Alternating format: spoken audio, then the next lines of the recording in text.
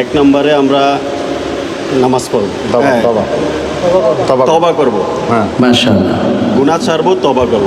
মাশাআল্লাহ মাশাআল্লাহ এবারে কোরআন আগে পড়তাম না, এখন পড়ব। মাশাআল্লাহ। বর্তমান পৃথিবীর যুবকদেরকে নিয়ে আমি অনেক গবেষণা করেছি। যুবকদের 4টি ভয়ঙ্কর ভুলের কারণে মৃত্যুর পর অধিকাংশ যুবক জাহান্নামের আগুনে জ্বলবে। আল্লাহ যেন জাহান্নাম থেকে প্রত্যেকটা যুবককে নাজাত দেয়, কোন আমিন। ইসলাম মানে অন্যরকম হৃদয় করা আলো, ইসলাম মানে চেষ্টা করা হতে আরো ভালো, ইসলাম মানে মায় ভরা মধুর কোনো ফুল, ইসলাম মানে জানা মাত্র ছেড়ে দেয়া ভুল।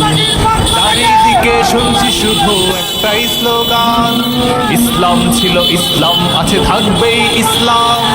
ইসলাম ইসলাম ইসলাম ইসলাম ইসলাম ইসলাম ইসলাম ইসলাম ইসলাম ইসলাম ইসলাম ইসলাম।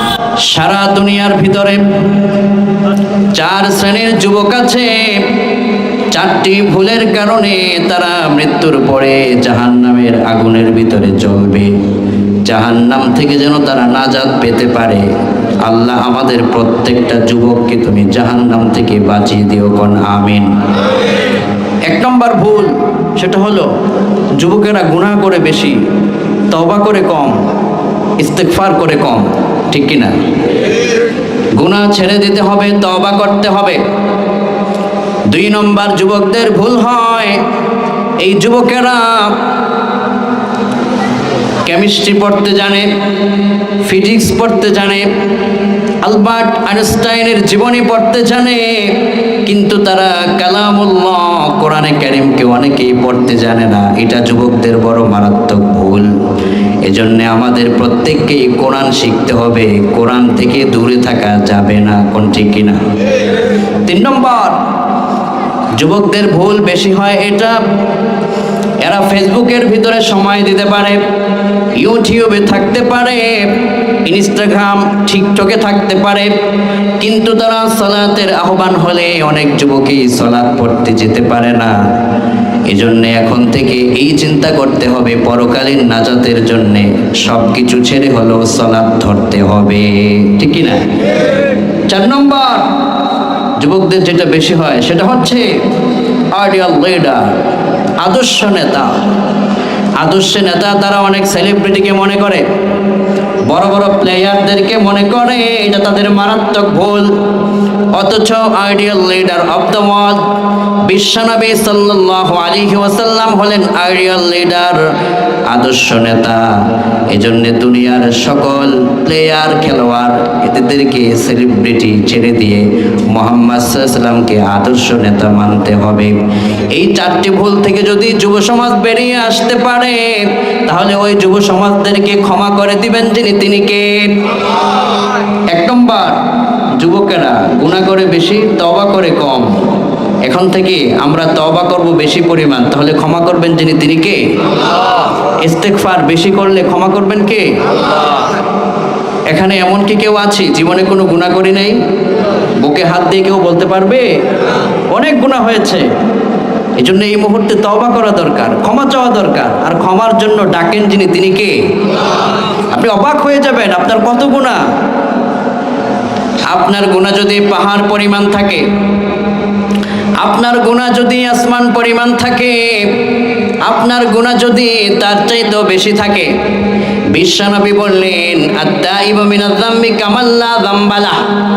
একজন যুবকের গুনাহ যদি পাহাড় পরিমাণও থাকে, যুবক যদি মসজিদের ভিতরে যায় আর যদি যুবকটা বলে আল্লাহ ভুল করেছি, তুমি মাফ করে দাও, বিশ্বনবী বলেছেন মান সাল্লা রাকাতাইন লাম ইয়াহদুস নাফসাহু ফীহিমা বিশাইইন মিনাদ দুনিয়া গফারাল্লাহ মা তাকদ্দামা মিন যামবি। এই যুবক মাত্র 2 রাকাত সালাত পড়ার পরে আল্লাহর কাছে যখন সে ক্ষমা চাইবে, আল্লাহ আমি গুনাহগুলো করেছি, পাপ করেছি, ওই 2 রাকাত সালাত সম্পন্ন করে দোয়া করার সাথে সাথেই তার তামাম জিন্দেগির গুনাহগুলো ক্ষমা করবেন যিনি, তিনি কে? আল্লাহ ডেকে বলছেন তোমার পাপ হয়েছে, ফিরে যেও না। তোমার পাপ হয়েছে, আমার কাছে চাও। চাইবো যার কাছে, তিনি কে? অনেকে মাজারে গিয়ে চায়, বাবার দরবারে চায়, অনেকে গিয়ে পীরের পায়ে সেজদা পরেও চায়, এরকম আছে না নাই? ওরা কপাল, শিরিক করে দরবারে কেউ ফিরে না খালি হাতে, অমুক বাবার দরবারেতে, এরকম আছে না নাই? আল্লাহর দরবার হচ্ছে তোমার জন্য আমার জন্য শ্রেষ্ঠ দরবার। To make partnership with Allah is great sin. আল্লাহ ছাড়া কারো কাছে চাইলে শিরিক হয়ে যাবে, গুনাহ হয়েছে, পাপ হয়েছে। রবের দরবারে যখন আপনি চাইবেন, আল্লাহ বলছেন ওয়াস্তাগফিরুল্লাহ ইন্নাল্লাহা গফুরুর রহিম। যত বেশি ক্ষমা চাইবেন আপনাকে ক্ষমা করে দিবেন যিনি, তিনি কে?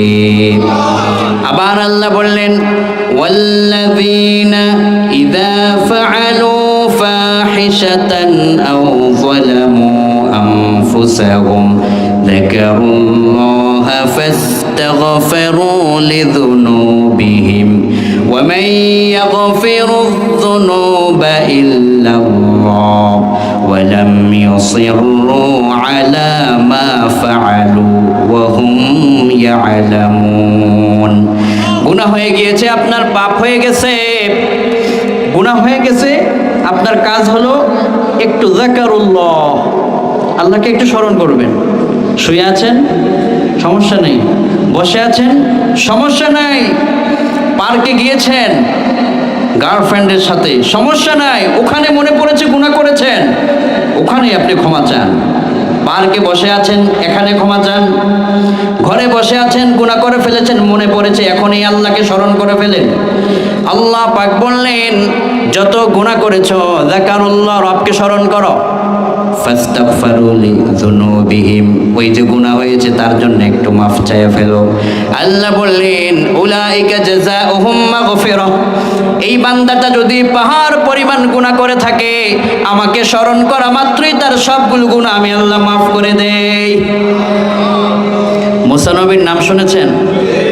মুসা পয়গাম্বর, আল্লাহ সেই মুসা পয়গাম্বরের সাথে কথা বলতেন, এজন্য তাকে বলা হতো কালিমুল্লাহ।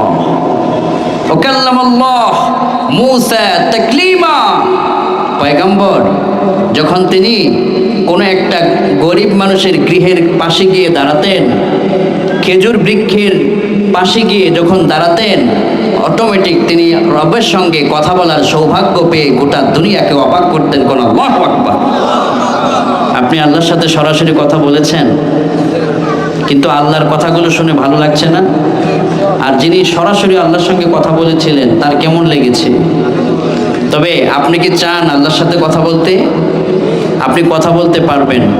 ফামান কানা ইয়ারজু লিকা রাব্বিহি, আপনি কথা বলতে পারবেন, সাক্ষাৎ পাবেন জান্নাতে যখন হয়ে যাবেন। কোন সুবহানাল্লাহ। তো মুসা আলাইহিস সালাম, এই যে অনেকে অনেক রকমের পাপ করে হতাশা হয়ে যায়, মসজিদে যায় না। মসজিদে আসছো না কেন? হুজুর অনেক গুনাহ করছি, ভয় হয় না। তোমার গুনাহ পাহাড় পরিমাণ, তোমার আল্লাহর রহমত আরশ পরিমাণ, ঠিক কিনা? কোন লোকটা মুসা আলাইহিস সালাম একদিন আল্লাহর কাছে বললেন, আয় আল্লাহ, বর্তমান পৃথিবীতে সবচাইতে বেশি গুনাহগার মানুষটাকে আমি জানতে চাই। আল্লাহর আদালতে ওই লিস্ট আছে না নাই? বর্তমান দুনিয়াতে সবচেয়ে গুনাহগার কে আমি দেখতে চাই। এ কথা বলেছেন কে?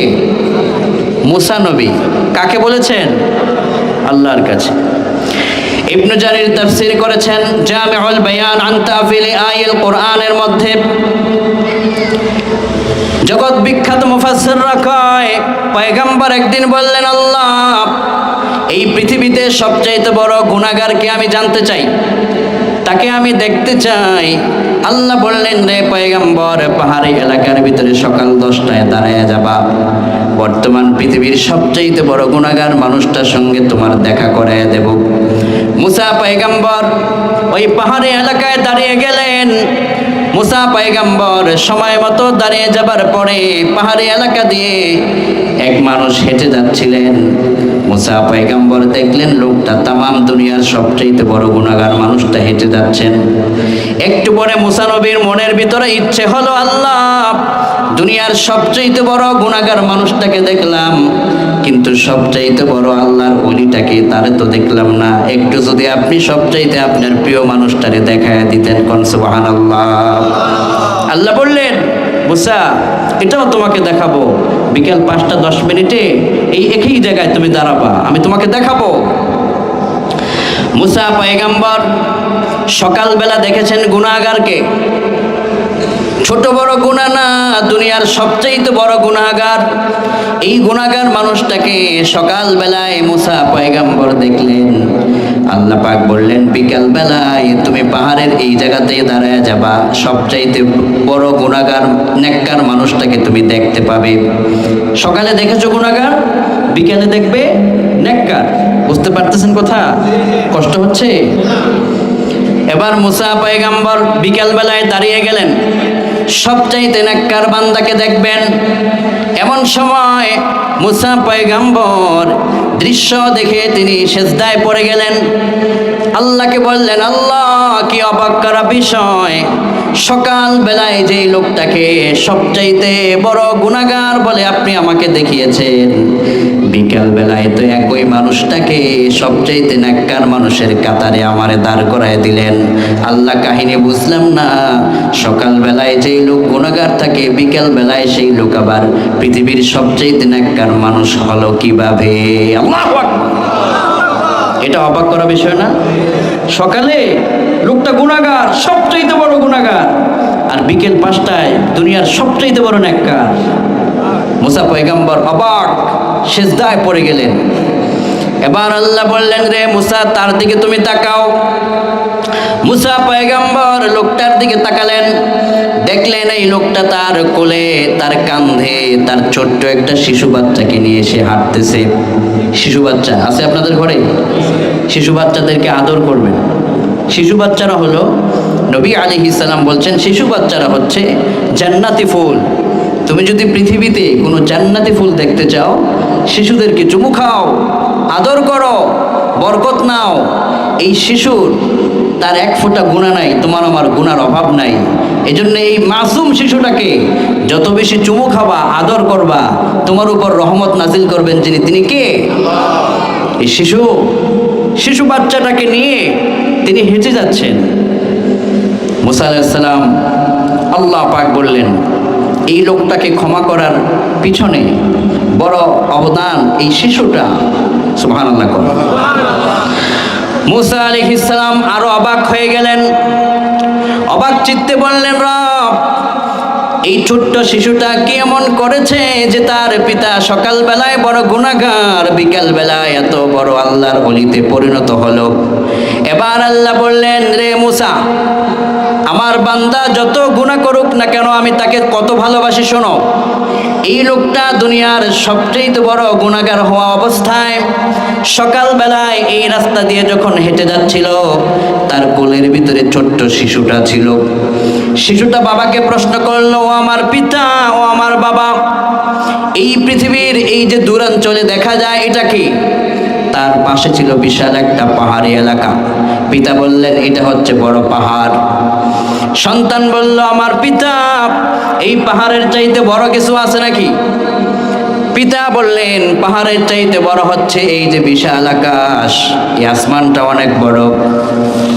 সন্তান বললেন, আমার পিতা, এই আকাশের চাইতে বড় কিছু আছে নাকি?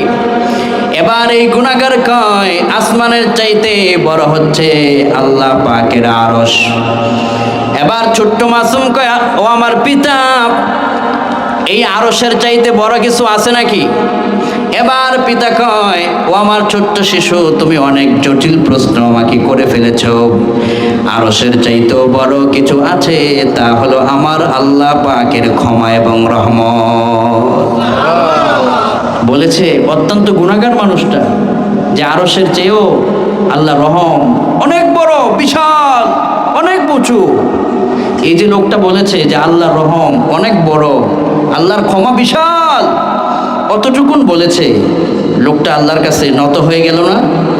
পাপ করলো না আগে, এখন নত হয়ে গেল।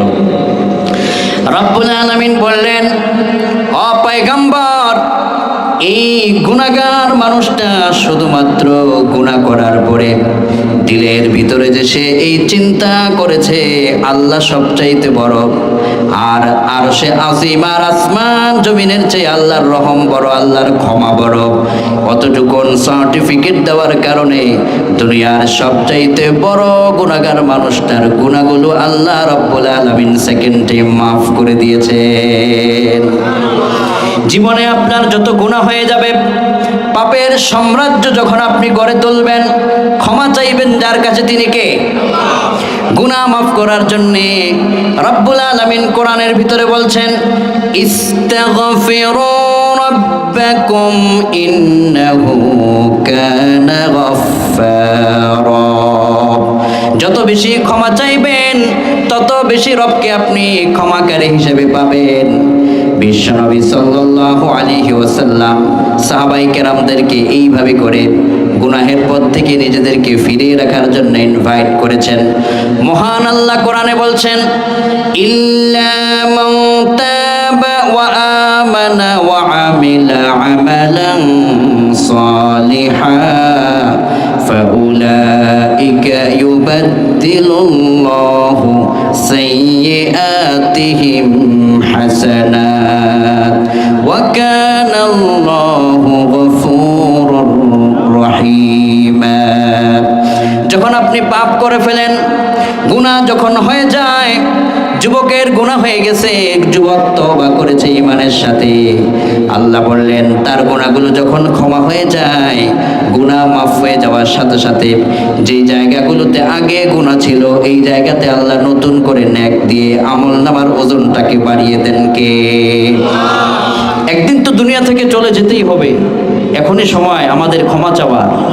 এখনই যদি ক্ষমা চান তাহলে পরকালে আপনার নাম, আপনার লিস্ট জান্নাতের ভিতরে তুলে দিবেন যিনি, তিনি কে? এই যে রূহ আছে, একদিন ফুটুস চলে গেলে আপনার কোনো দাম নাই, ঠিক কিনা কোন? রূহ কি পৃথিবীতে কেউ দেখেছেন? আপনার বাবা যখন মারা যায়, অনেকের বাবা দুনিয়া থেকে বিদায় হয়েছে, এরকম আছে না? মানুষ যখন মারা যায় রূহটা কেউ ধরে রাখতে চাইলেও পারে না, ঠিক কিনা কোন? একজন বিজ্ঞানী তিনি চেয়েছেন রূহটাকে ধরে রাখতে, এবং তিনি চেয়েছেন পৃথিবীতে রূহকে ধরে পৃথিবীর মানুষকে দেখাতে রূহ কেমন। তিনি কি পারবে? ইউনাইটেড স্টেট অফ আমেরিকার একজন বিজ্ঞানী আছেন, তিনি চিন্তা করলেন যে মানুষের রূহটাকে তিনি ধরবেন এবং পৃথিবীতে দেখাবেন। রূহটাকে দেখিয়ে পৃথিবীতে তিনি নোবেল বিজয়ী হবেন। গোটা পৃথিবীতে অনেক বিষয়ে মানুষ সারপ্রাইজ পেয়েছে, অনেক বিষয়ে নোবেল বিজয়ী হয়েছে, কিন্তু রূহটাকে কেউ দেখিয়ে আজও পর্যন্ত নোবেল বিজয়ী কেউ হতে পারেনি। ওই বিজ্ঞানী চিন্তা করেছেন, আমি রূহটাকে মানুষকে দেখিয়ে আমি পৃথিবীকে অবাক করে দেব, আর আমি হব পৃথিবীর সবচেয়ে বড় বিজ্ঞানী। কথা মতো তিনি চিন্তা করলেন, মানুষ যখন মারা যায়, মারা যাওয়ার সময় রূহটাকে আমি আটকায় ফেলবো, আটকায় মানুষদেরকে দেখাবো।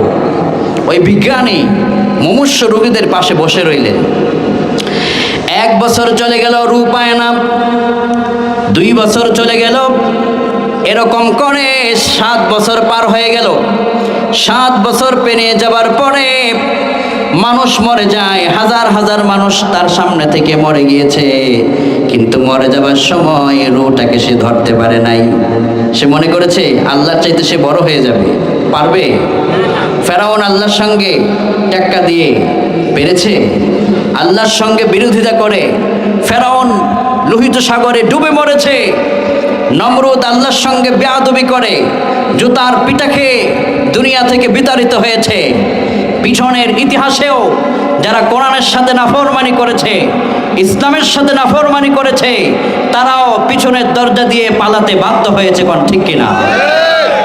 আগামীর বাংলাদেশেও যারা ওই পথ অবলম্বন করবে, কোরআনের সাথে নাফরমানি করবে, ইসলামের সাথে বেয়াদবি করবে, তারা এখান থেকে শিক্ষা নিতে হবে। আগামীতেও যারা এরকম করবে তাদের পরিণত পিছনের দরজা দিয়ে পালাতে বাধ্য হবে, কোন ঠিক কিনা? ওই লোকটা, বিজ্ঞানীটা আল্লাহর সঙ্গে টেক্কা দিতে গিয়ে বলছে, আমি রূহটাকে ধরে দেখাবো মানুষকে যে এটা হচ্ছে রূহ। 7 বছর গবেষণা করে মুমূর্ষ রোগী তার সামনে থেকে হাজার মরে গেল, কারো রূহ ধরতে পারে নাই। ওই বিজ্ঞানী বললেন নোবেল বিজয়ী আমাকে হতে হবে, এবার একটা কাজ করা যাক, সেটা হলো বুলেট প্রুফের একটা আয়না ঘর বানাবো। বুলেট প্রুফ, এটা হচ্ছে এমন এক আয়না, এটার উপর দিয়ে যদি গুলি মারে ভিতরে যায় না, ভিতর থেকে কিছু মারলে বাইর হয় না। প্রেসিডেন্ট, প্রাইম মিনিস্টার ওনারা এই গাড়িটা ইউজ করেন, দূর থেকে মারলে ভিতরে ঢুকবে না, ভিতর থেকে বাইর হবে না। বুলেট প্রুফের সেই আয়না ঘর বানানোর জন্য তিনি চিন্তা করলেন যে এর ভিতরে রূপটা থাকলে আর তো বের হতে পারবে না, ধরে তিনি দেখাবে। বুলেট প্রুফের আয়নাঘর তিনি বানালেন। হসপিটালের ডক্টরদেরকে বললেন, ও ডক্টরেরা, তোমাদের হসপিটালে আইসিইউতে যেই সমস্ত রোগীরা আছে তাদের থেকে একজনকে আমাকে দাও, আর তার মুখ থেকে সকল লাইফ সাপোর্ট খুলে দাও। অক্সিজেন চলছে, এগুলো সব খুলে দিয়া ভিতরে ঢুকায় দাও। লোকেরা বলছে, স্যার অক্সিজেন খুলে দিলে লোকটা তো মারা যাবে। ডক্টররা বিজ্ঞানীকে বলে, অক্সিজেন যদি খুলে দেওয়া হয়, লাইফ সাপোর্ট যদি খুলে দেওয়া হয়, সে তো মারা যাবে। বিজ্ঞানী বললেন, সে মারা গেলেও সমস্যা নাই, মারা গেলেই তো আমার জন্য ভালো, রুট আমাকে ধরতে হবে। নাউজুবিল্লাহ কোন। কিছু ডক্টর আছে নিজের স্বার্থের জন্য রোগীকে মেরে ফেলে, পড়া কপাল। কিছু ডক্টর আছে নিজের জীবন বাজি রেখে মানুষ বাঁচায়, এরা সৌভাগ্যবান, ঠিক কিনা কর। ওই বিজ্ঞানী আয়না ঘরের ভিতরে লোকটাকে ঢুকাবার আগে ডক্টরদেরকে বলল, তার বিপি মাপো, check his BP, blood pressure কি আছে দেখো। ব্লাড প্রেশার মাপা হলো, সব ঠিক আছে। বলা হলো তার ওজনটা মাপো, ওজন মাপা হলো, দেখা গেল তার ওজন 80 কেজি। লোকটা সব দিক থেকে ঠিক আছে। এবার যখন আয়নাঘরের ভিতরে ঢুকিয়ে দিল, ঢুকাবার পরে সব লাইফ সাপোর্ট খুলে দিয়েছে। লোকটা ছটফট করে একটু সময়ের ভিতরেই দুনিয়া থেকে বিদায় হয়ে গিয়েছে। এবার ওই বিজ্ঞানী চিন্তা করলো, লোকটা যেহেতু আয়না ঘরের ভিতরে মারা গেছে, এখন রুহটা আয়না ঘরের ভিতরে আছে, বের করা সম্ভব পারবে? হাত দিয়ে চারিদিক থেকে এভাবে খোঁজাখুঁজি করছে রুহটাকে ধরার জন্যে। বাংলাদেশে ছোটবেলায় আমাদের দেশের মানুষেরা মাছ ধরতে খুব শখী কাজ করে, শখের বসে মাছ ধরে না, না দেখলেও পায়ের নিচে মাছ থাকলে এটাকে খুঁজে বের করে। চাষি মানুষরা মাছ ধরে না, এখানে আছেন না অনেকে, এভাবে খুঁজে, না পাইলো আর পাইলে পাইছি রে, মাছ একটা পাইছি। ওই বিজ্ঞানী আয়না ঘরের ভিতরে এভাবে খুঁজতে লাগলো, কিন্তু রূহটাকে আর খুঁজে পায় না, হতাশ, পাইলাম না। বিজ্ঞানীদেরকে, ওই বিজ্ঞানী ডক্টরদেরকে বললেন, মৃত্যু যেহেতু তার হয়ে গিয়েছে, এখন একটা কাজ করো, চেক হিজ বিপি, এটার মাপো। মাপার পরে ডক্টররা কয়, স্যার লোকটা তো মরেই গেছে, ওর তো আর এখন বিপি নাই। তাহলে চেক হিজ ওয়েট, ওর ওয়েটটা দেখো কি আছে। মৃত্যুর আগে ওর ওয়েটটা ছিল 80 কেজি। কত কেজি? 80 কেজি মৃত্যুর আগে। মৃত্যুর পরে যখন তার ওয়েট দেখা হলো, বিজ্ঞান বলছে তার ওয়েট মৃত্যুর পরে হলো 78 কেজি। বেড়েছে না কমেছে? কয় কেজি? 2 কেজি কমেছে না? এবার ওই বিজ্ঞানী কয়, আমি পেয়ে গেছি, নোবেল বিজয়ী আমি হয়ে গিয়েছি, আমি রুটাকে ধরে ফেলেছি। ডক্টররা কয়, স্যার আপনি রুটাকে ধরলেন কেমনে, রু কোথায়? তখন ওই বিজ্ঞানী কয় যে 2 কেজি মৃত্যুর আগে 80 কেজি ছিল, মৃত্যুর পরে 78 কেজি, 2 কেজি নাই, মানে যেটা নাই সেটাই হচ্ছে 2 কেজি রুহ। ওর মনে হচ্ছে 2 কেজি রুহ, মানে রুহের ওজন 2 কেজি। বিজ্ঞানীদের একটা থিওরি হচ্ছে, ওনারা একটা কাজেই পৃথিবীতে সারপ্রাইজ পাবে না, অনেক গবেষণা পৃথিবীর মানুষকে দেখাতে হবে। এজন্য তিনি দ্বিতীয় স্টেপে আরেকটা রোগীকে ওই আয়নাঘরের ভিতরে ঢুকালো। আমি যখন আয়নাঘরের কথা বলছি, অনেকে মনে মনে কয় বাংলাদেশেও তো আয়নাঘর ছিল, ছিল না? আয়নাঘরে বানিয়ে যাদেরকে নির্যাতন করা হয়েছে, কষ্ট করা হয়েছে, কষ্ট দেওয়া হয়েছে, সামনে যারা আয়নাঘর বানিয়েছিল, নিজের বানানো আয়নাঘরেও তাদের ঢুকানো সম্ভব হতে পারে, বিপদ তাদের জন্য আসতে পারে। এজন্য ক্ষমতা পেলেই বাহাদুরি করতে নেই, ক্ষমতা পেলেই নিজের ক্ষমতা দেখাতে নেই, কেননা গাড়ির চাকা ঘুরে যেভাবে, সময় ঘুরে সেভাবে, পরিবর্তন আসে সেভাবে। কোন ঠিক কিনা? ওই আয়নাঘর, ওই বিজ্ঞানী আরেকজন রুগীকে ঢুকালো। ঢুকাবার আগে ওর বিপি মাপলো, বিপি ঠিক আছে। ওজন মাপলো, ওজন ছিল তার 70 কেজি। যখন তাকে আয়না করে ঢুকানো হলো, লাইফ সাপোর্টকে খুলে দিল। সাপোর্ট যখন খোলা হলো, ছটফট করে লোকটা দুনিয়া থেকে বিদায় হয়ে গেল।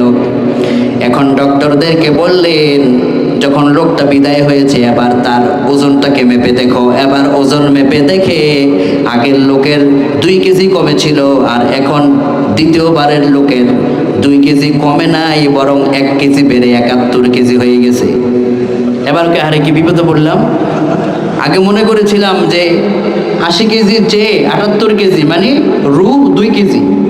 এখন তো দেখলাম 70-এর জায়গায় 71 হয়ে গেল।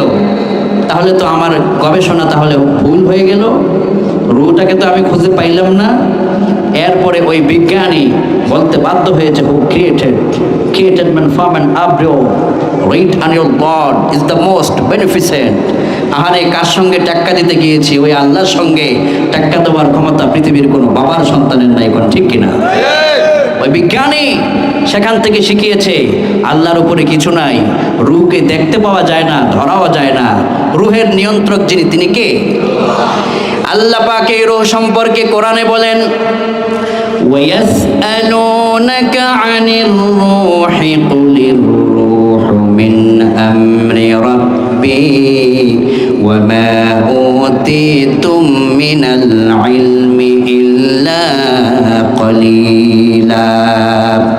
রূহ সম্পর্কে বিশ্বনবীকে জিজ্ঞেস করা হলো। বিশ্বনবী বাগানের রাস্তা দিয়ে হেঁটে যাচ্ছেন। কিছু ইহুদিরা এসে বিশ্বনবীকে বললেন, রূহ কাকে বলে, রূহ কি জিনিস? এবার বিশ্বনবীর উপরে আয়াত নাজিল হলো, রূহ হলো আল্লাহ পাকের আদেশ, এর নিয়ন্ত্রণ করে যিনি, তিনি কে? আর আমাদেরকে সবচেয়ে সামান্য জ্ঞান দেওয়া হয়েছে। ওই সামান্য জ্ঞান নিয়েই মানুষ খুব অহংকার করে। আল্লাহ অহংকার থেকে সবাইকে বাঁচাও, কোন আমিন।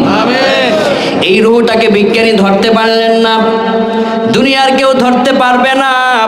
রূহটা যখন ফুরিয়ে যাবে, আপনার জীবন ঘন্টা শেষ হয়ে যাবে, আপনার মূল্য শেষ হয়ে যাবে, মাটির গহীন কবরে আপনার আমার ঠিকানা হয়ে যাবে। ঠিক কিনা? কোন? আহারে, কত মানুষ মরে, কত মানুষ মারা যায়, কত মানুষের জানাজা পড়ি, তার থেকে আমরা শিখতে পারি না। আমরা এমন মানুষ, কত জানাজা পড়লাম। আহা, একদিন মাটির ভেতরে হবে ঘরে, মন আমার কেন বান্ধ দালান ঘর রে, মন আমার কেন বান্ধ দালান ঘর। প্রাণ পাখি উড়ে যাবে পিঞ্জর ছেড়ে, ধরা ধামে সবই রবে, তুমি যাবে চলে। প্রাণ পাখি উড়ে যাবে পিঞ্জর ছেড়ে, ধরা ধামে সবই রবে, ও তুমি যাবে চলে। ও তোমার বন্ধু বান্ধব যত, মাতা পিতা দ্বারা শত, সকলে হবে তোমার পরে, মন আমার কেন বান্ধ দালান ঘর রে, মন আমার কেন বান্ধ দালান ঘর। একদিন মাটির ভেতরে হবে ঘরে, মন আমার কেন বান্ধ দালান ঘর। ঠিক কিনা? কর এই দালান ঘর, এই বাড়ি সব ছেড়ে একদিন আমাদেরকে যেতে হবে যার কাছে, তিনি কে? এজন্যে যুবক ভাইয়েরা, আর এই ভুলটা করবো না। গুনাহ হওয়ার সাথে সাথে তওবা আমাদের করার দরকার আছে না নাই? বিশ্বনবীর দরবারে লোকেরা এসে বলল, গুনাহ মাফের জন্য আর কি কি করা যায়? বিশ্বনবী বললেন, সবাইকে জানায় দাও, তোমরা পড়ো, রব্বানা যালামনা أنفسنا وإن لم تغفر لنا وترحمنا لنكونن من الخاسرين পারেন এই দোয়াটা? পারেন? একটু প্রাণ খুলে গুনাহ মাফের জন্য একটু পড়ুন। রব্বানা যালামনা আনফুসানা ওয়া ইল্লাম তাগফির লানা ওয়া তারহামনা লানাকুনান্না মিনাল খাসিরিন। আয় আল্লাহ, আমি আমার নিজের নফসের উপরে জুলুম করে ফেলেছি। আপনি যদি আমারে রহম না করেন, আপনি যদি আমারে ক্ষমা না করেন, আয় আল্লাহ, আমার চাইতে ক্ষতিগ্রস্ত কেউ হবে না, ক্ষতিগ্রস্তদের ভিতরে আমি শামিল হয়ে যাব। আয় আল্লাহ, এখানে আজকে যারা এসেছে তুমি সবাইকে মাফ করে দাও, আমিন কর। আয় আল্লাহ, আমাদের যাদের মা মরে গেছে, মায়েদের জন্য দোয়া আছে না নাই? পড়েন আমার সাথে, রব্বি গফিরলি ওয়ালি ওয়ালিদাইয়া ওয়ালিল মুমিনিনা ইয়াউমা ইয়াকুমুল হিসাব। আয় আল্লাহ, আপনি আমারে মাফ করেন, আমার মা বাবাকে মাফ করেন, আর সকল মুমিনদেরকে হিসাবের দিনে আপনি সবাই মাফ করে দিয়েন, আমিন কর। আবার আপনার সন্তান যদি আপনার কথা না শুনে, ওই সন্তান ভালো হওয়ার জন্য দোয়া আছে না নাই? দোয়া করবেন, রাব্বি জাআলনি মুকিমাস সালাতি ওয়া মিন যুররিয়্যাতি রাব্বানা ওয়া তাকাব্বাল দুআ। এই যে জাহাঙ্গীর ভাই আমার সাথে পড়তেছে, কণ্ঠটা খুব সুন্দর। আপনারা এই দোয়াটা পারেন না? এটা পড়েন আমার সাথে। সন্তানদেরকে ভালো করবার জন্যে এটা একটা চমৎকার দোয়া, আল্লাহ নিজে শিখিয়েছেন। পড়েন, রব্বি জাআলনি মুকিমাস সালাতি ওয়া মিন যুররিয়্যাতি রাব্বানা ওয়া তাকাব্বাল দুআ। আয় আল্লাহ, আমার সন্তানদেরকে আপনি নামাজি বানায় দেন, নামাজ কায়েমের আন্দোলনে শামিল করে নেন, আপনি আমাদের দোয়া প্রত্যেকের কবুল করে নেন, আমিন বলেন। আবার আপনার ঘরের ভিতরে বরকত আনার জন্য দোয়া আছে না নাই? পড়েন আমার সাথে, আল্লাহুম্মা বারিক লানা ফি আসমাইনা ওয়া আবসারিনা ওয়া কুলুবিনা ওয়া আজওয়াজিনা ওয়া যুররিয়াতিনা ওয়া তুব আলাইনা ইন্নাকা আনতাত তাওয়াবুর রহিম। আয় আল্লাহ, আপনি আমারে বরকত দেন, আমার ভাইয়ের জীবনে বরকত দেন, আমার বোনের জীবনে বরকত দেন, আমার পরিবারের জীবনে বরকত দেন, আমার 2টা সন্তান তাদেরকে বরকত দেন, আমার 2টা মেয়ে 3টা মেয়ে আছে তাদেরকেও বরকত দেন, আমার চোখে বরকত দেন, আমার শ্রবণ শক্তিতে বরকত দেন, আমার সব কিছুতে বরকত দেন, আমার স্ত্রীকে বরকত পূর্ণ করেন। আয় আল্লাহ, তওবা কবুল করে আমাদেরকে আপনি মাফ করে দেন, আমিন কোন। এভাবে করে ক্ষমার দোয়া আল্লাহ নিজে আমাদেরকে শিখিয়েছেন। আবার যখন আপনার ঘরের ভিতরে কোনো একজন মুমিন প্রবেশ করে, তার জন্য দোয়া আছে না নাই? আল্লাহ শিখিয়েছেন, রাব্বি গফিরলি ওয়া লিওয়ালিদাইয়া ওয়া লিমান দাখালা বাইতিয়া মুমিনা ওয়া লিল মুমিনিনা ওয়াল মুমিনাত ওয়া লা তাজিদিল যালিমিনা ইল্লা তাবারা।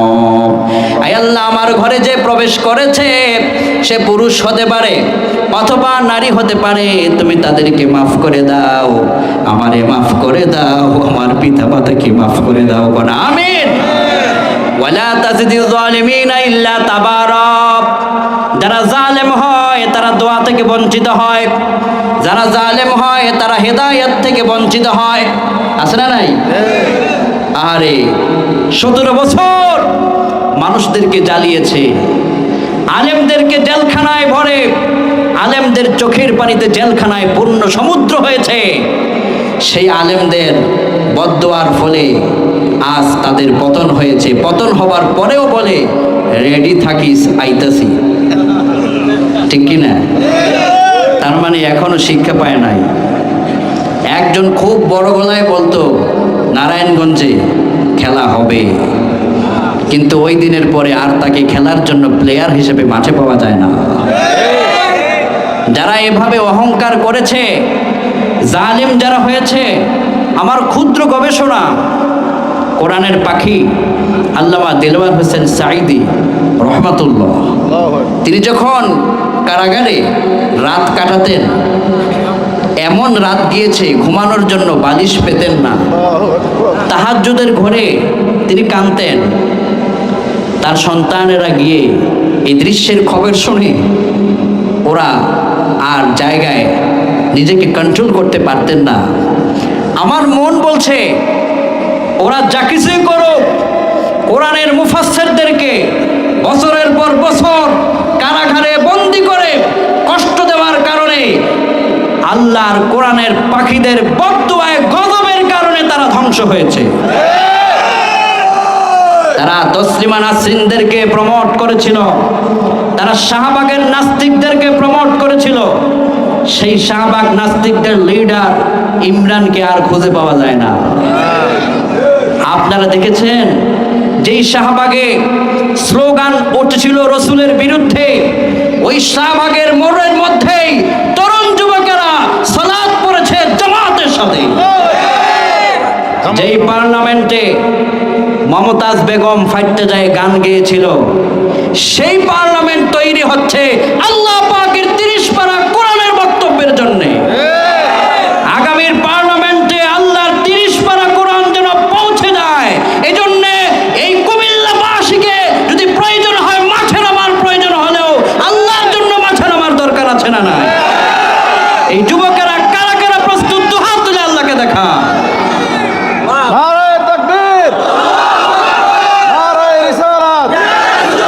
আল্লাহ এই হাতগুলোকে কবুল করো বলে আমিন। ওয়ালা তাজিদিল যালিমিনা ইল্লা তাবারা। জালেমরা দোয়া থেকে বঞ্চিত হয়, ক্ষমা থেকে বঞ্চিত হয়। এজন্য জালেম হতে নয়, সবার উপর ইনসাফ কায়েম করতে হবে, সবাইকে ভালোবাসতে হবে, আর নিজের গুনাহের জন্য ক্ষমা চাইতে হবে যার কাছে, তিনি কে? যুবক ভাইরা, তাহলে প্রথম স্টেপে আমাদের গুনাহ হলে ক্ষমা চাইবো কার কাছে? দোয়া পড়বেন। আলী রাদিয়াল্লাহু আনহু তিনি বললেন, জামে তিরমিজির বর্ণনা, আবু ঈসা মুহাম্মদ ইবনে ঈসা তিরমিজি, ইমাম তিরমিজি তিনি প্রণয়ন করেছেন, আলী রাদিয়াল্লাহু তাআলা আনহু একদিন বিশ্বনবী একটা বাহনের উপরে বসা, এমন সময় আল্লাহর হাবিব বাহনের বসা অবস্থায় তিনি মুস্কি হাসি দিলেন। আলী রাদিয়াল্লাহু আনহু কয়, বিশ্বনবী যখন মুস্কি হাসলেন, বিশ্বনবীর পবিত্র মুস্কি হাসির, এই মুস্কি হাসির সৌন্দর্যের কারণে আমাদের এরিয়ার পাহাড় এলাকা পর্যন্ত আলোকিত হয়ে গিয়েছিল। ضحك النبي صلى الله عليه وسلم أفلج الثنيتين إذا تكلم رؤيا النور يخرج من بين ثناياه। নবীজি যখন কথা বলতেন তখন হুজুরের কথা বলার সময় এই সামনের দুই দাঁতের মাঝখান দিয়ে একটু ফাঁকা ছিল। নবী করিম সাল্লাল্লাহু আলাইহি ওয়াসাল্লাম যখন তখন কথা বলতেন, মুস্কি হাসতেন, তখন এই দুই দাঁতের দাঁত মোবারকের মাঝখান দিয়ে আমাদের তো বের হয় থুতু আর দুর্গন্ধ। বিশ্বনবী যখন কথা বলতেন, মুখ মোবারক থেকে নূরের জ্যোতি বেরিয়ে পড়ত, এলাকাটা আলোকিত হয়ে যেত। আমার প্রিয় নবী তখন মুস্কি হাসলেন। তো একজন মানুষ যদি হঠাৎ করে হাসে, তাহলে কাছের মানুষগুলো জানতে চায় না, ভাই তুমি হাসলা কেন, নাকি আমার দিকে টিটকেনি মেরে হাসছো? এরকম অনেকে হাসলে বলে না?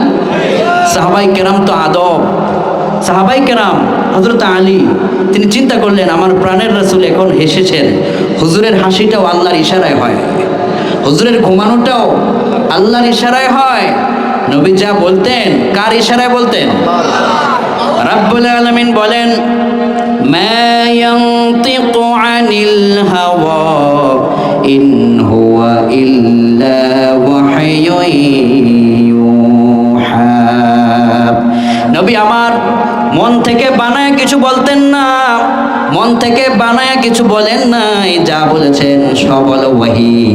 ওয়ালাউ তাকাওয়ালা আলাইনা বা'দাল আকাবিল লাআখাযনা মিনহু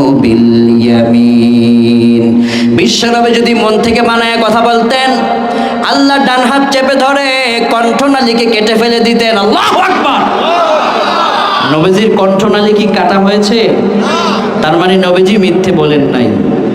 এই যেটা প্যাকেজ, সুবহানাল্লাহ, পবিত্র প্যাকেজ। নবীজির শোয়াটাও ছিল ওয়াহি। হুজুরের আল্লাহর ইশারা ছাড়া কিছু করতেন না। এখন হেসেছেন, এটা এখানেও আল্লাহর ইশারা আছে না নাই? আলী রাদিয়াল্লাহু আনহু বললেন, ওগো আমার প্রাণের নবীজি, আপনি বাহনের উপরে বসে কেন আপনি হাসলেন? দয়া করে যদি বলতেন। বিশ্বনবী বললেন, উম্মতের জন্য আসমান থেকে সারপ্রাইজ এসেছে। সুবহানাল্লাহ কোন? উম্মতের জন্য সুসংবাদ এসেছে। আলী রাদিয়াল্লাহু আনহু বললেন, উম্মতের জন্য কি সুসংবাদ এসেছে?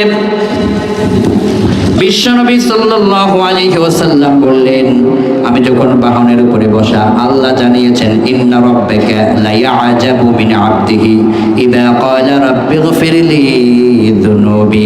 বান্দা যখন আল্লাহর কাছে শুধু অতটুকুন বলে, আল্লাহ আমি যুবক মানুষ, বুঝি নাই গুনাহ করে ফেলেছি, বুঝি নাই ফেসবুকের ভিতরে হঠাৎ করে আমার সামনে বেগানা ছবি এসেছে, আমি দেখে ফেলেছি, হঠাৎ করে রাস্তা দিয়ে হেঁটে যাই, আমি তাকে জিএফ মনে করে তাকিয়েছিলাম, এরকম আছে না নাই?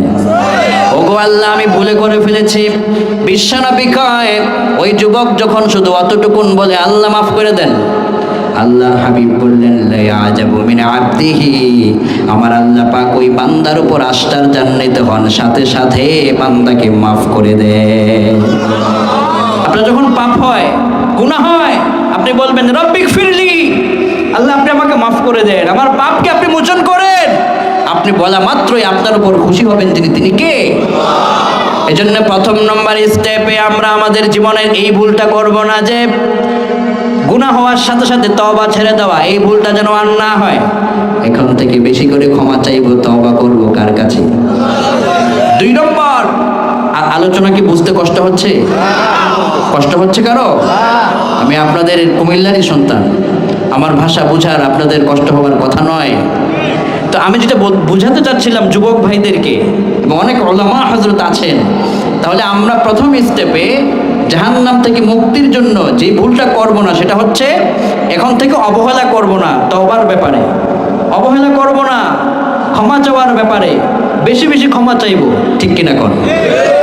ছোট্ট একটা হাদিস মনে পড়েছে, নবীজি বলেছেন, রাতে ঘুমাতে যাওয়ার সময় যদি কেউ বলে, আস্তাগফিরুল্লাহাল আযীম আল্লাযী লা ইলাহা ইল্লা হুয়াল হাইয়ুল কাইয়্যুম ওয়া আতুবু ইলাইহি 3 মাররাত, 3 বার বলবে। কয়বার? 3 বার যদি এই দোয়াটা, এই ইস্তিগফারটা কেউ পড়ে, বিশ্বনবী বলেছেন, ইন কানাত মিসলা যাবাদিল বাহার, ওই মানুষটার যদি মহাসমুদ্র পরিমাণ গুনাহ থাকে, তাহলে সকাল হবার আগে তার সব গুনাহ আল্লাহ মাফ করে দিবে। রাতে ঘুমাতে গেলে এই দোয়াটা 3 বার পড়বেন। সব যদি ভুলেও যান, এই দোয়াটা কয়বার পড়বেন? সকালবেলায় সূর্য ওঠার আগে আপনার সব গুনাহ মাফ করবেন তিনি কে? পড়েন আমার সাথে, আস্তাগফিরুল্লাহাল আযীম আল্লাযী লা ইলাহা ইল্লা হুয়াল হাইয়ুল কাইয়্যুম ওয়া আতুবু ইলাইহি। পড়ব তো ইনশাআল্লাহ? তাহলে আমাদের আলোচনার টপিকে ক্লাসিফিকেশন ছিল 4টি। 1 নম্বর ছিল গুনার সাথে সাথে বেশি পরিমাণে তওবা করব, আর এখন থেকে ওই তওবার ব্যাপারে অবহেলা করব না। দ্বিতীয় স্টেপে ছিল যে আমরা কেমিস্ট্রি পড়তে জানি, ফিজিক্স পড়তে জানি, আলবার্ট আইনস্টাইন সবার জীবনী পড়তে জানি, কিন্তু কোরআন শরীফ অনেকেই পড়তে জানে না, এরকম আছে না নাই? এখন থেকে আর এই অবহেলা নয়, কিছু কিছু হলো এখন থেকে কোরআন পড়ার দরকার আছে না নাই?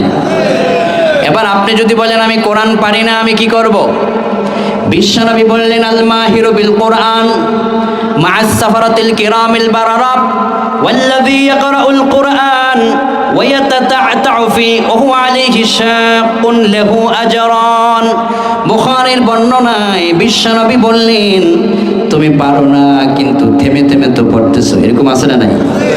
কোরআন শরীফ সামনে নিয়ে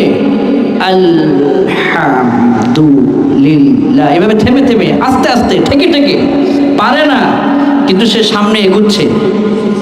বিশ্বনবী বললেন এরকম কষ্ট করে যে পড়বে, আল্লাহর হাবিব বললেন এক সওয়াব দেওয়া হবে তাকে পড়ার কারণে, দ্বিতীয় সওয়াব দেওয়া হবে সে পারে না চেষ্টা করার কারণে। আর যারা আলেম হয়ে যায় তাদের হাসর হবে জিবরাইল ফেরেশতাদের সাথে। সুবহানাল্লাহ। মা'আস সাফারাতিল কিরামিল বারারা, কিরামিল বারারার ব্যাখ্যায় যুগশ্রেষ্ঠ তাফসীর কারকগণ উমদাতুল কারির প্রণেতা বদরুদ্দিন আইনি রহিমাহুল বারি, যিনি বুখারীর বিখ্যাত ব্যাখ্যা গ্রন্থ লিখেছেন উমদাতুল কারি, ওনারা ব্যাখ্যা করেছেন, ব্যাখ্যা করে কয় যারা আল্লাহর কোরআন সম্পর্কে জ্ঞান রাখে, মসজিদের ইমাম বেতন তার কম হইতে পারে, মসজিদের মুয়াজ্জিন সাহেব বেতন তার কম হইতে পারে, কিন্তু এই আল্লাহর কোরআন জানার কারণে এই মানুষটার হাসর আল্লাহ পাকের প্রসিদ্ধ যে চারজন ফেরেশতা আছে, জিবরাইল, মিকাইল, ইসরাফিল, মালাকুল মউত, এই বড় বড় সাহাবীদেরকে যে ইজ্জত দিয়েছেন তার চাইতে বেশি ইজ্জত পাবে আল্লাহর কোরআন যে বুঝে পড়েছে। কোন সুবহানাল্লাহ। আর আপনি যে পারেন না থেকে থেকে পড়লে আপনাকে আল্লাহ ডবল সওয়াব দিয়ে আপনার জীবনটাকে আলোকিত করবেন, যিনি তিনি কে? তাহলে এখন থেকে যুবক ভাইয়েরা এই ভুলটা আর করবো না। আগে কোরআনের প্রতি অবহেলা করতাম, এখন একটু হলেও কোরআনের সঙ্গে সম্পর্ক করার দরকার আছে না নাই? বিশ্বনবী বললেন ইকরাউল কুরআন ফাইন্নাহু ইয়াতি ইয়াউমাল কিয়ামাহ শাফিআন লিআসহাবিহি। মুসলিমের বর্ণনায় বিশ্বনবী বললেন, রে যুবক, তুমি তো অনেক সময় দেখা যায় তোমার ফেসবুকের ভিতরে সকাল ফজরের নামাজের পরে ঢুকেছ, এখন তো ফজরের পরে আর জাগে না, ওরা জাগে 8টায় 9টায়, কিন্তু রাত জাগাটা খুব পছন্দ। রাত যত গভীর হয় ওর ইনস্টাগ্রাম, টিকটক আর ফেসবুকের মেসেঞ্জারের চ্যাট বেশি আরও স্ট্রং হয়। রাত যত গভীর হয় আপনার ফেসবুকের সঙ্গে সম্পর্ক তত গভীর হয়। এখানে 1 ঘন্টা 2 ঘন্টা আপনার জন্য কিছুই না, কিন্তু আপনি যদি মনে করেন যে আমি এখানে সময় দিতে পেরেছি তো আল্লাহর কোরআনকে দিতে পারবো না, যদি একটু একটু করে দেন তাহলে আপনার উপকারটা কি হবে? যেদিন আপনি মরে যাবেন, এই কুমিল্লার কোনো একটা মসজিদে আপনার মৃত্যুর ঘোষণা হবে, মসজিদের ইমাম সাহেব মুসল্লিদেরকে নিয়ে জাহাঙ্গীর সাহেবদের মতো, সাইম সাহেবদের মতো ইমামরা লোকেদেরকে নিয়ে দাঁড়ায় যাবে, জানাজা হয়ে যাবে, কবরস্থ করে ফেলবে। এরপরে যখন আপনাকে কবরে রেখে দেওয়া হবে, আখিরাতে যখন আপনি উঠে যাবেন, বিশ্বনবী বললেন ফাইন্নাহু ইয়াতি ইয়াউমাল কিয়ামা শাফিআন লিআসহাবিহি। ও যুবক, কোরআনকে তুমি ভালোবাসার কারণে কোরআন কিয়ামতের দিন তোমার বন্ধু হয়ে দাঁড়ায় যাবে, কোরআন তোমাকে সুপারিশ করে আল্লাহর জান্নাতে ঢুকায় দিবে। এই জন্য কোরআনকে বন্ধু বানাবার দরকার আছে না নাই?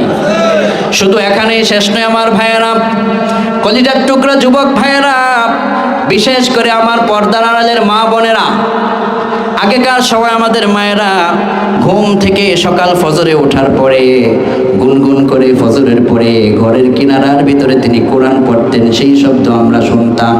এখনকার সময় মায়েদের সেই গুনগুন তেলাওয়াত আর শোনা যায় না। এখনকার সময় আমাদের মায়েরা 9টায় ঘুম থেকে জাগে, যদি স্বামী কোনো একদিন তাকে ডাকে, ওঠো না কেন, সকাল হয়ে গিয়েছে, তোমার কাম তুমি করো, আমার কাম আমি করব, আছে না নাই? স্বামী ডাক দিলেও পাত্তা দেয় না, না এটা করবেন না। আপনার স্বামী আপনার জন্য রহমত, আপনার স্বামী আপনার জন্য বরকত, আপনার স্বামী আপনার জন্য পৃথিবীর সবচাইতে মহামূল্যবান সম্পদ, কোন ঠিক কিনা?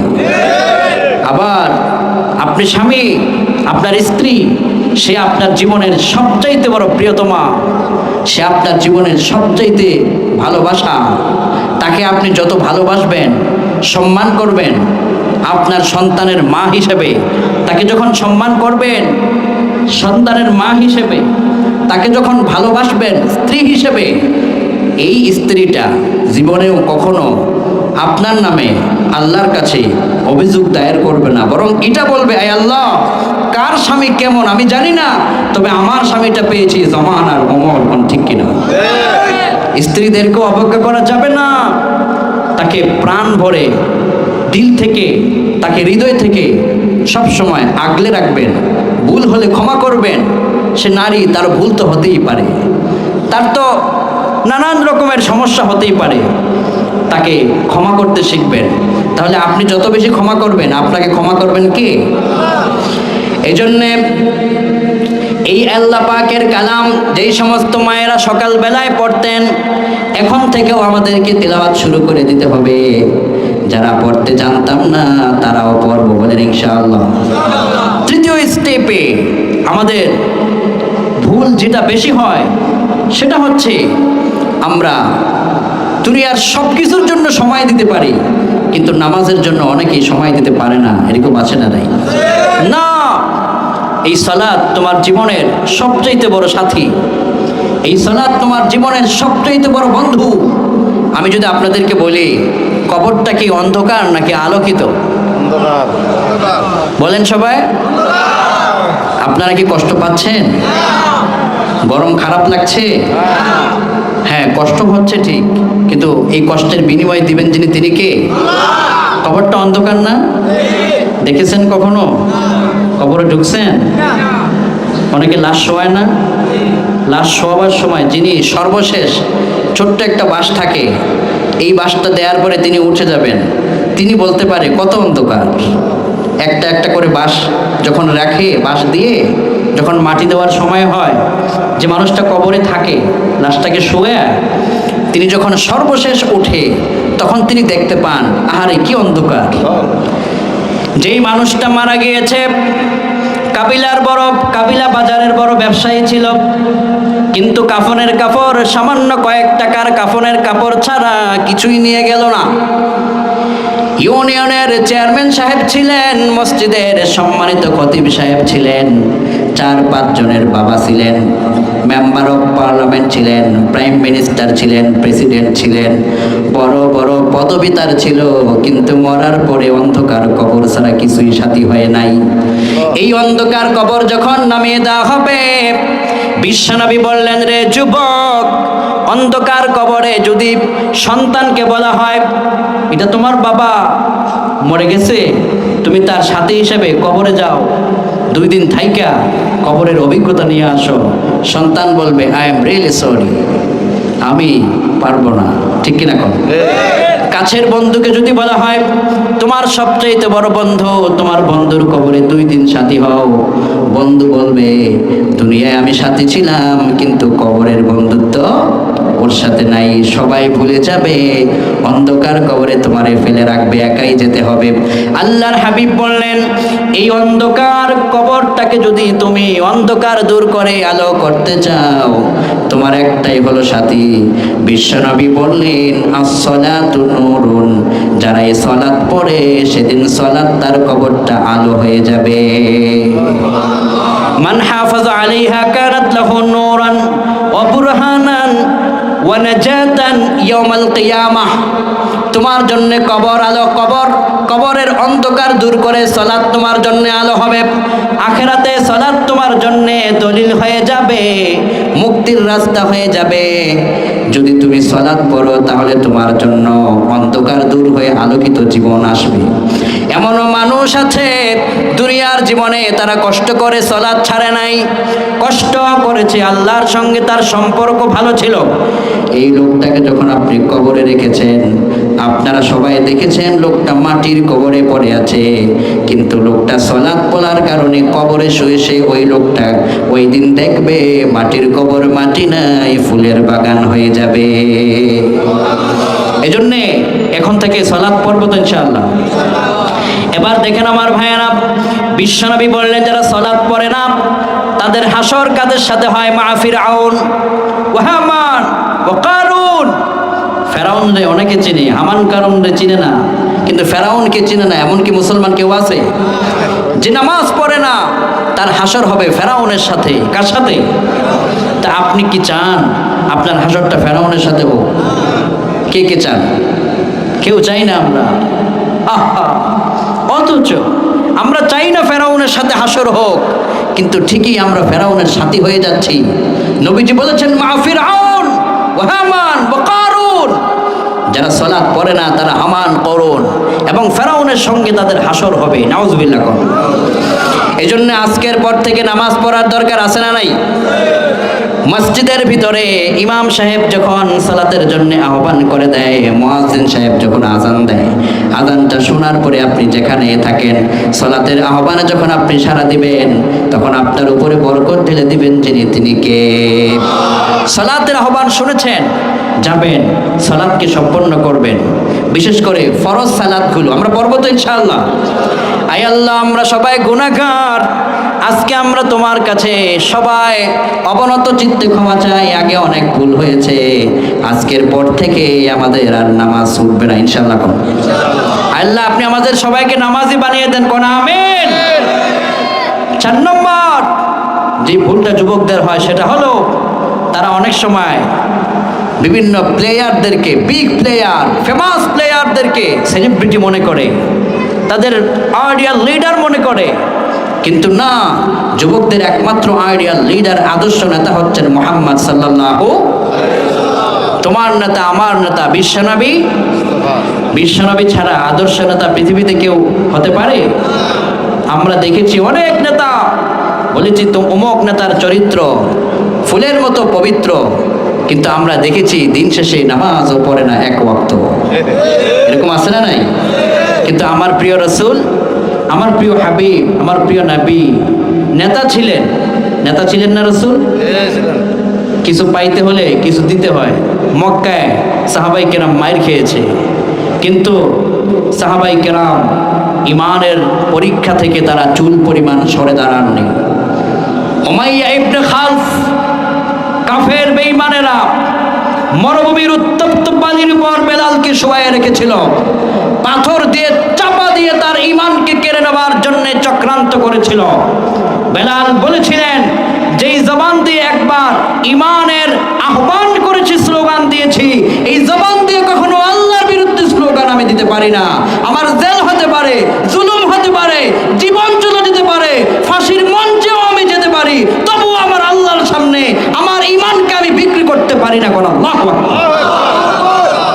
উমাইয়া ইবনে খালফ মরুভূমির উত্তপ্ত বালির উপর শোয়া, পাথর দিয়ে তাকে চাপা দিয়ে বিখ্যাত জান্নাতি সাহাবী বেলালের শরীর থেকে রক্তগুলো বেরিয়ে পড়ছে, মরুভূমির বালিগুলো লাল বর্ণ হয়ে যাচ্ছে।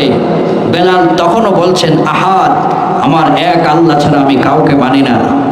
এভাবে করে জুলুম, নিপীড়ন আর নির্যাতন সহ্য করার পর মদিনাতুল মুনাওয়ারায় রাসূল যখন চললেন, মদিনাবাসীরা প্রিয় নবীকে শুভাগমন করলেন, মদিনায় ইস্তেকবাল করলেন, স্বাগত জানালেন। মদিনার মানুষেরা বিশ্বনেতাকে স্বাগত জানালেন। বিশ্বনবী মদিনার ভিতরে তাশরিফ নিয়ে বিশ্বনবী আল্লাহর কোরআন দিয়ে একটা ইসলামিক স্টেট কায়েম করলেন।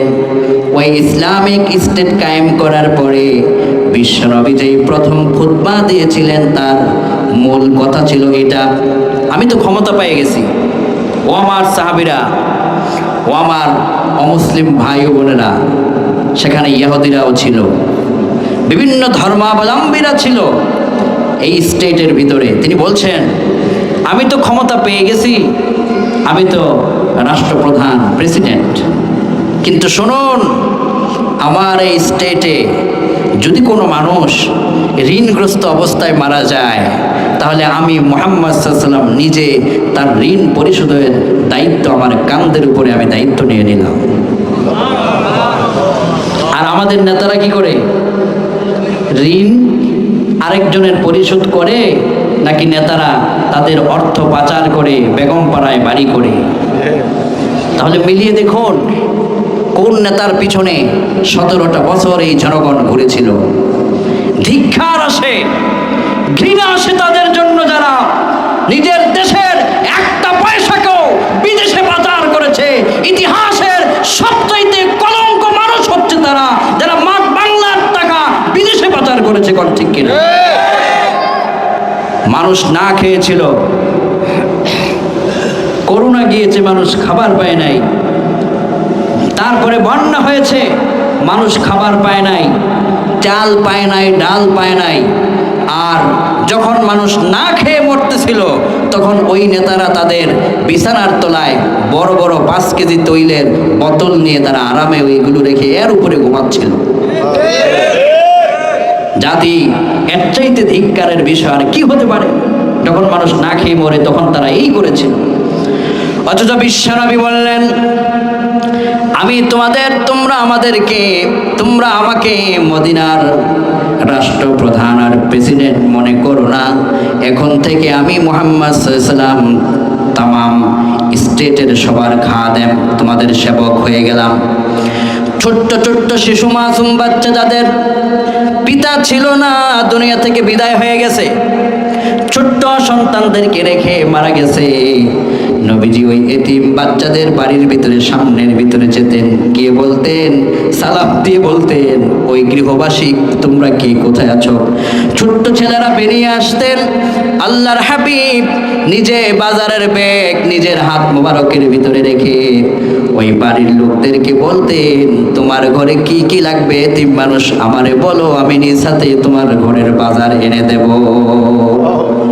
দেখছেন এতিমদের বাজার, নবীজি নিজে বাজারে গিয়ে ওই বাজার ব্যাগ আবার তার ঘরে ফিরিয়ে দিতেন। তার নাম হলো আদর্শ নেতা মুহাম্মদ সাল্লাল্লাহু। এজন্য তোমার আমার আদর্শ নেতা যিনি হবেন তিনি হচ্ছেন বিশ্বনবী মুহাম্মদ সাল্লাল্লাহু। আলহামদুলিল্লাহ, আমার এই বাংলাদেশের এখনকার তরুণ যুবকদেরকে নিয়ে অনেক আমার গর্ব করতে মনে চায়। আগেকার সময়ে এই তরুণ যুবকেরাই নাচ গান আর ডিজে পার্টি করত, কিন্তু এখন এই যুবকেরা আর ডিজে পার্টি করে না, তারা কোরআনের মাহফিলের আঞ্জাম দেয়।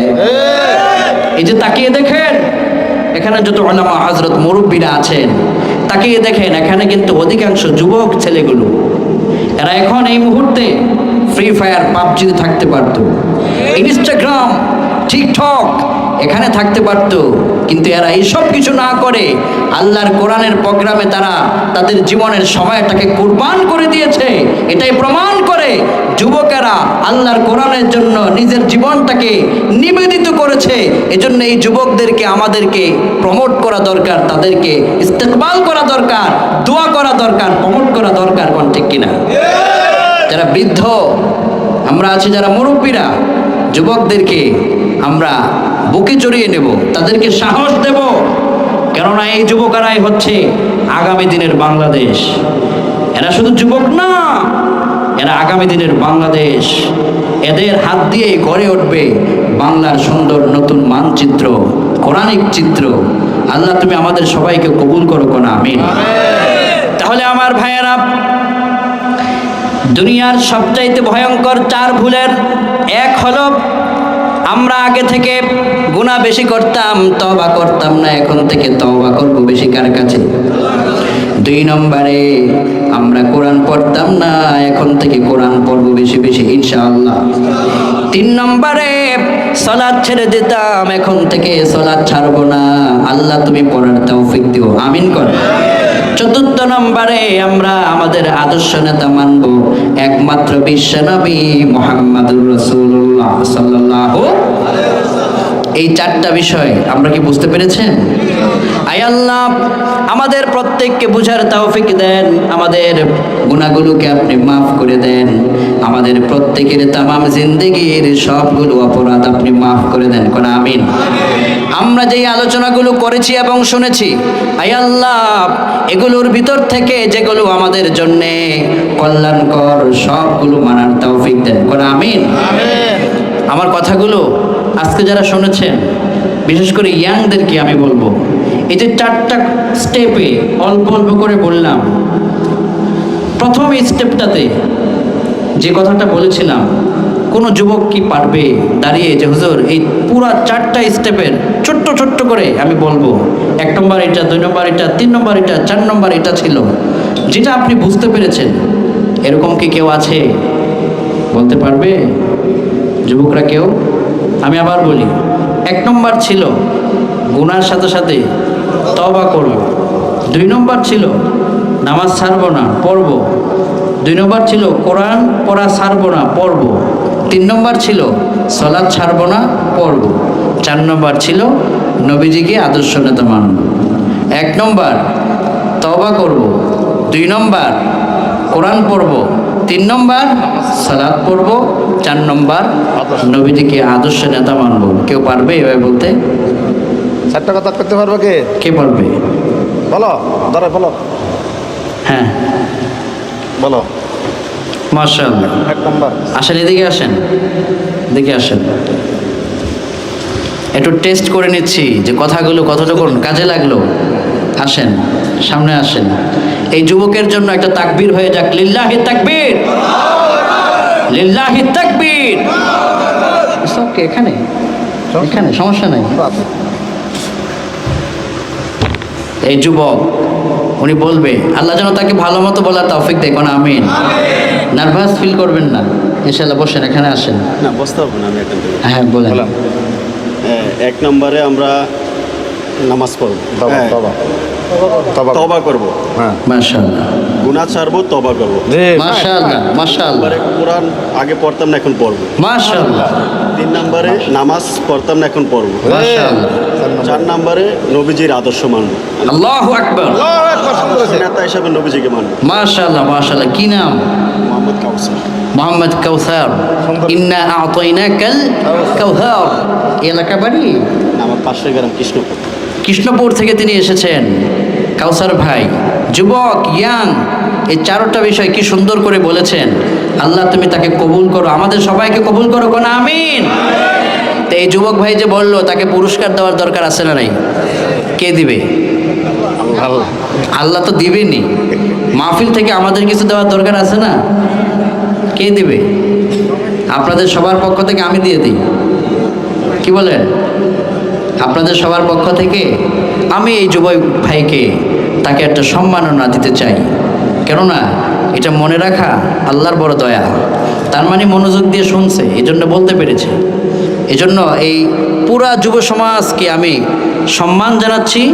যুব সমাজকে সম্মান করে আমি আমার ভাইকে কিছু হাদিয়া দিব।